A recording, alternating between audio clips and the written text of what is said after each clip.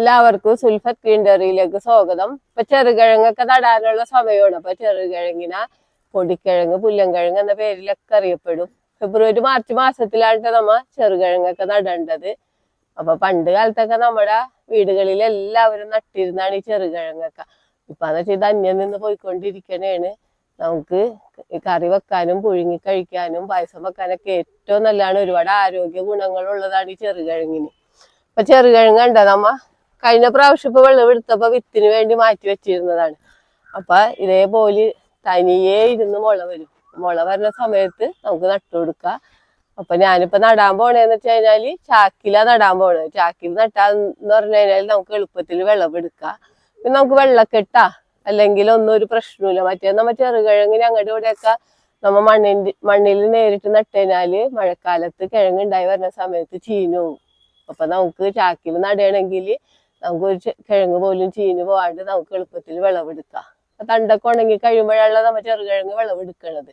അപ്പൊ നമുക്ക് ചെറുകിഴങ്ങ് നടാനായിട്ട് എന്ന് പറഞ്ഞാല് നമ്മൊരു വള്ളി കെട്ടിക്കൊടുക്കത് പടർന്ന് കിടന്നാൽ മതി.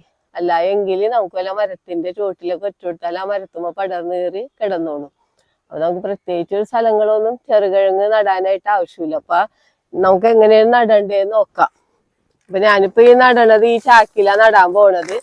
അപ്പൊ നമുക്ക് ചാക്കിൽ നടുമ്പോന്ന് വെച്ച് കഴിഞ്ഞാല് ചാക്ക് ഇങ്ങനെ പെട്ടെന്ന് മറിഞ്ഞ് വീഴാണ്ടിരിക്കാനൊക്കെ ആയിട്ട് നമുക്ക് ചാക്കിന്റെ അടിഭാഗം ഒന്നിങ്ങനെ കെട്ടിക്കൊടുക്കാം. അല്ലെങ്കിൽ നമ്മ ചാക്ക് വെച്ച് കഴിഞ്ഞാല് ഈ മഴയൊക്കെ വരുമ്പോ ഇത് മറിഞ്ഞ് വീഴും. ഇപ്പൊ ഇങ്ങനെ ആകുമ്പോ നമുക്ക് ഒരു ഗ്രോ ബാഗ് ഒക്കെ പോലെ ഇരിക്കുകയും ചെയ്യും, മറിഞ്ഞ് വീഴുകയുമില്ല.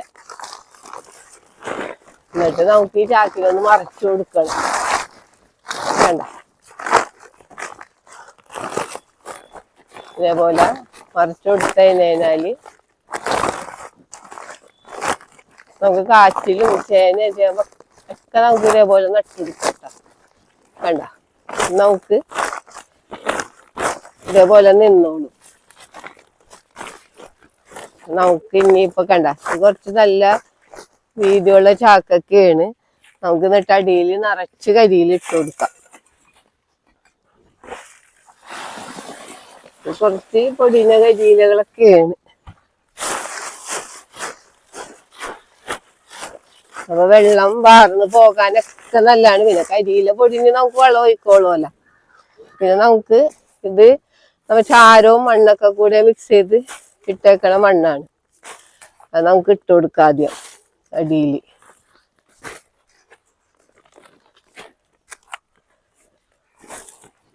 അപ്പൊ ചാക്കിലൊക്കെ നടുമ്പാന്ന് വെച്ച് കഴിഞ്ഞാല് കൊറേ കരിയിലകൾ ഉപയോഗിക്കാം. നമുക്ക് മണ്ണ് കുറവ് മതിയല്ല. അപ്പൊ മണ്ണില്ലാത്തവർക്കൊക്കെ കരിയിലകൾ കൂടുതലായിട്ട് ഇപ്പൊ കരിയില നമ്മ ഡെയിലി നമ്മ ഉണ്ടാവുന്ന കരിയിലകൾ നമുക്ക് ചാക്കിൽ കെട്ടി വെച്ചിരുന്നു കഴിഞ്ഞാൽ അവിടെ ഇരുന്ന് പൊടിഞ്ഞ് വെള്ളം ഒഴിക്കോളും. നമുക്ക് അതൊക്കെ വാരി നിറച്ച് കഴിഞ്ഞാൽ മണ്ണ് കുറവ് മതി. അപ്പൊ ഇന്ന് എല്ലാവർക്കും മണ്ണിനൊക്കെയാണല്ല ക്ഷാമമുള്ളത്. അപ്പൊ അതുകൊണ്ട് മണ്ണ് കുറവുള്ളവരെപ്പോഴും കൂടുതലായിട്ട് കരിയിലകൾ ഉപയോഗിക്കാം.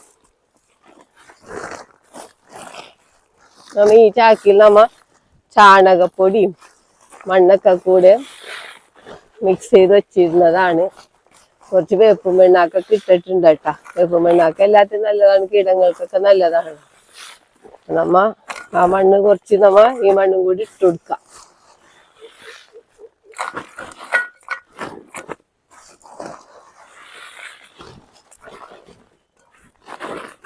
കണ്ട അപ്പൊ നമുക്ക് ഇതില് ഒരു 2 ചെറുകിഴങ്ങൊക്കെ നമുക്ക് നട്ടു കൊടുക്കാം.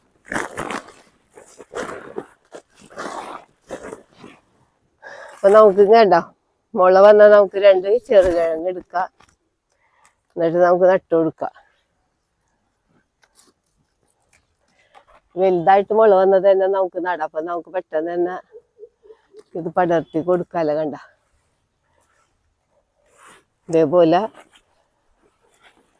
നട്ടുകൊടുത്തിട്ട് കണ്ട നമ്മ മണ്ണിട്ട് ഇതേപോലെ മൂടാം.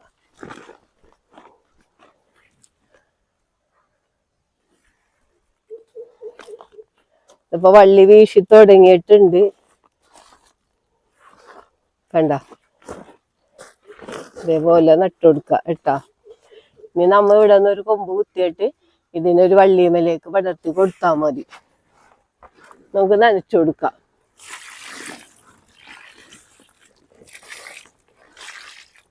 നല്ല ചാരം ഒക്കെ നമുക്ക് ഇട്ട് കൊടുക്കാം കേട്ടോ.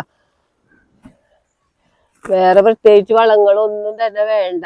നമ്മുടെ വീട്ടിലെ അടുക്കള വേസ്റ്റ് ഉപയോഗിച്ച് തന്നെ നമുക്ക് ചെറുകിഴങ്ങ് നല്ല രീതിയിൽ തന്നെ കൃഷി ചെയ്യാം. നമ്മളിപ്പോ ഈ 2 കിഴങ്ങ് നട്ടാൽ തന്നെ നമ്മുടെ ആവശ്യത്തിനുള്ള ചെറുകിഴങ്ങ് നമുക്ക് കിട്ടുകയും ചെയ്യും.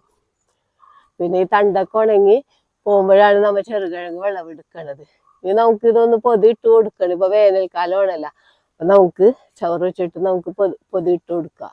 അപ്പൊ നമുക്ക് പൊതി ഇട്ട് കൊടുക്കാം. അപ്പൊ പൊതി ഇടുമ്പോ അത് വെച്ചാൽ നമ്മ പച്ച ഇപ്പൊ വീണ പച്ച നമ്മ വെട്ടിയെടുക്കുന്ന പച്ചിലകളൊന്നും വെച്ച് പൊതി ഇടരുത്. ചൂട് കൂടിയിട്ട് അഴുകിപ്പോകും.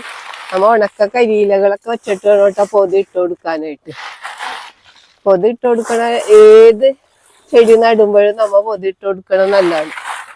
എന്താന്ന് വെച്ച് കഴിഞ്ഞാല് കണ്ട ഈർപ്പം നിൽക്കുന്നത്. പിന്നെ ഇപ്പൊ ഭയങ്കര ചൂടാണല്ലോ, അപ്പൊ പൊതി ഇട്ട് ഇതേപോലെ കൊടുക്കാം. വളരെ എളുപ്പത്തിൽ നമുക്ക് നടാൻ പറ്റിയ ഇതാണ് ചെറുകിഴങ്ങൊക്കെ.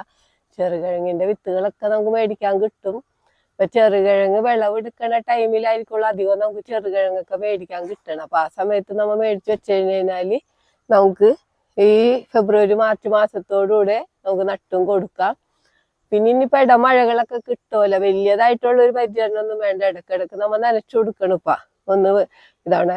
പിന്നെ നമുക്ക് മഴയൊക്കെ കിട്ടുമ്പോ നമുക്ക് പ്രശ്നമൊന്നുമില്ല, അത് പടർന്ന് കയറിക്കോളും. പിന്നെ വർഷക്കാലത്താണല്ല നമുക്ക് ഒട്ടും നനക്കേണ്ടി ഒന്നും വരൂല. അപ്പൊ അതാ പറഞ്ഞത്, ഒട്ടും പരിചരണം ഒന്നും വേണ്ടെന്ന്. എല്ലാവരും ചെറുകിഴങ്ങൊക്കെ നടണം. ഈ വീഡിയോ പറ്റി എന്തെങ്കിലും അഭിപ്രായങ്ങളോ സംശയങ്ങളോ ഉണ്ടെങ്കിൽ വീഡിയോക്ക് താഴെ കമന്റ് ചെയ്യുക. വീഡിയോ ഇഷ്ടപ്പെട്ടാൽ ലൈക്ക് ചെയ്യുക. വീഡിയോ ഇഷ്ടപ്പെട്ടാൽ ഷെയർ ചെയ്യുക.